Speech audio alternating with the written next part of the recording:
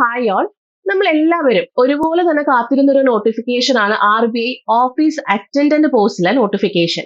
അപ്പൊ ഒത്തിരി നാളായിട്ട് നമുക്ക് അറ്റൻഡന്റ് പോസ്റ്റിലെ നോട്ടിഫിക്കേഷൻ വരുമെന്ന് നമ്മളിങ്ങനെ പ്രതീക്ഷിച്ചിരിക്കുമായിരുന്നു. അപ്പോൾ നോട്ടിഫിക്കേഷൻ ഒക്കെ റിലീസ് ആയിട്ടുണ്ട്. ഏകദേശം 572 വേക്കൻസീസിലാണ് ഇപ്പൊ നോട്ടിഫിക്കേഷൻ റിലീസ് ആയിട്ടുള്ളത്. പക്ഷേ നിർഭാഗ്യവശാൽ നമുക്ക് കേരളത്തിന് ഒരു ഒരു വേക്കൻസി പോലും റിപ്പോർട്ട് ചെയ്തിട്ടില്ല.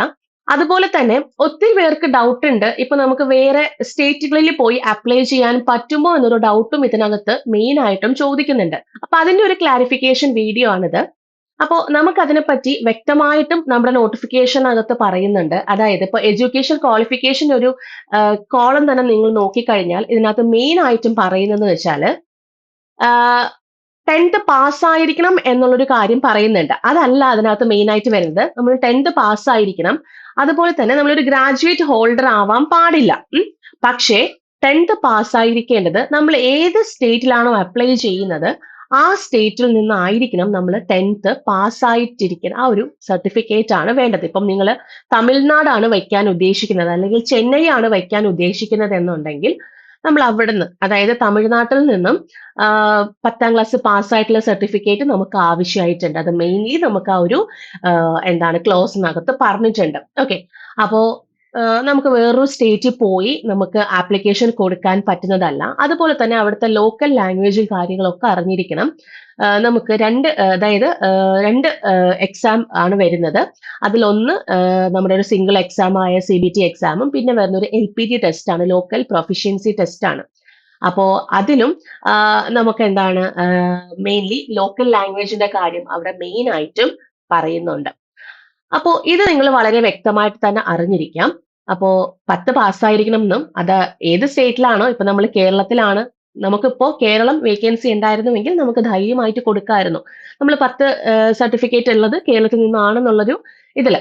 പക്ഷെ നിങ്ങളിപ്പോ വേറെ ഏത് സ്റ്റേറ്റിലാണ് അപ്ലൈ ചെയ്യുന്നതെങ്കിലും അവിടെ നിന്നായിരിക്കണം നിങ്ങൾ 10ന്റെ സർട്ടിഫിക്കറ്റ് എടുത്തിരിക്കേണ്ടത് എന്നുള്ളൊരു ക്ലോസ് ഇതിനകത്ത് മെയിൻ ആയിട്ടും പറയുന്നുണ്ട്.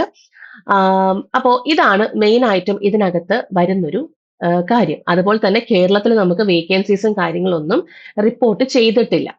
അപ്പോ ഇത് നിങ്ങൾ വിഷമിക്കേണ്ട കാര്യമൊന്നുമില്ല. ഇപ്പൊ നമ്മുടെ അറ്റൻഡന്റ് പോസ്റ്റ് ആണ് വിളിച്ചിട്ടുള്ളത്, RBIയിലെ അറ്റൻഡന്റ് പോസ്റ്റ് ആണ് വിളിച്ചിട്ടുള്ളത്. ഇനി നമുക്ക് അസിസ്റ്റന്റ് പോസ്റ്റുകൾ വിളിക്കുകയാണ്. എന്തായാലും നമുക്ക് അറ്റൻഡന്റ് പോസ്റ്റും അസിസ്റ്റന്റ് പോസ്റ്റും ഒരുമിച്ച് നോട്ടിഫിക്കേഷൻ വരുന്നതായിരുന്നു. അപ്പൊ അറ്റൻഡന്റ് പോസ്റ്റ് വന്നിട്ടുണ്ട്. അപ്പൊ ഉടനെ തന്നെ നമുക്ക് അസിസ്റ്റന്റ് നോട്ടിഫിക്കേഷൻ വരും. അപ്പോൾ ഇതുവരേക്കും നമുക്ക് കേരളത്തിലെ വേക്കൻസിയും കാര്യങ്ങളൊക്കെ അസിസ്റ്റന്റ് പോസ്റ്റുകൾ ഉണ്ടായിട്ടുണ്ട്. അപ്പൊ നമുക്ക് ആ അസിസ്റ്റന്റ് പോസ്റ്റിൽ നമുക്ക് ഈ പറയുന്ന കേരളത്തിൽ അപ്ലൈ ചെയ്യാൻ പറ്റുമെന്ന് പ്രതീക്ഷിക്കുക തന്നെ ചെയ്യാം. അത് മാത്രമല്ല നമുക്ക് ഒത്തിരി എക്സാംസിന് ബാക്ക് ടു ബാക്ക് ഒക്കെ വരുന്നുണ്ടല്ലേ. ഇപ്പോൾ IBPSന്റെ ആയിരുന്നാലും SBIയുടെ ആയിരുന്നാലും ഒക്കെ നമുക്ക് ബാക്ക് ടു ബാക്ക് എക്സാംസ് വരുന്നുണ്ട്. അപ്പോൾ ഈ ഒരു കാര്യത്തിൽ നിങ്ങൾ വിഷമിക്കേണ്ട ആവശ്യമില്ല. നിങ്ങൾ നന്നായിട്ട് പഠിക്കാൻ ആ ഒരു പഠനം തന്നെ നിങ്ങൾ കണ്ടിന്യൂ ചെയ്ത് പോവുക.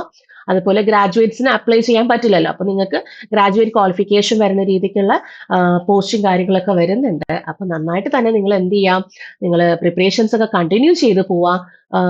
ഒരു നോട്ടിഫിക്കേഷൻ പ്രകാരം നമുക്ക് അപ്ലൈ ചെയ്യാൻ പറ്റില്ല എന്ന് വെച്ചാൽ നമുക്ക് വിഷമിച്ചിരിക്കേണ്ട ആവശ്യമൊന്നുമില്ലല്ലോ. അപ്പൊ നന്നായിട്ട് തന്നെ നിങ്ങൾ പ്രിപ്പറേഷൻസ് കൊണ്ടുപോവാ. SBI നമുക്ക് പിറകെ വിളിക്കുന്നുണ്ട്, IBPS വിളിക്കുന്നുണ്ട്, IBPS RRB വിളിക്കുന്നുണ്ട്, അതുപോലെ RBI അസിസ്റ്റന്റ് വിളിക്കുന്നുണ്ട്. അപ്പോൾ അതൊക്കെ നമുക്ക് RBI അസിസ്റ്റന്റ് നമുക്ക് പ്രതീക്ഷിക്കാം കേട്ടോ. ഈ പറയുന്ന കേരളത്തിൽ വേക്കൻസി ഉണ്ടാവും എന്നുള്ള കാര്യം പ്രതീക്ഷിക്കാം. ഓക്കെ, അപ്പൊ ഈ ഒരു കാര്യം നിങ്ങൾ നന്നായിട്ട് തന്നെ ഒന്ന് നോക്കിയേക്കുക കേട്ടോ. ഈ ഒരു അപ്ഡേറ്റ് ആണ് എനിക്ക് പറയാനുള്ളത്. അപ്പൊ എല്ലാവരും പ്രിപ്പറേഷൻസും കാര്യങ്ങളൊക്കെ മുന്നോട്ട് കൊണ്ടുപോവുക. അപ്പോൾ എന്തായാലും അടുത്ത വീഡിയോയിൽ പുതിയ ഇൻഫർമേഷൻ ആയിട്ട് കാണാം. അപ്പൊ അതുവരേക്കും താങ്ക് യു, ബൈ.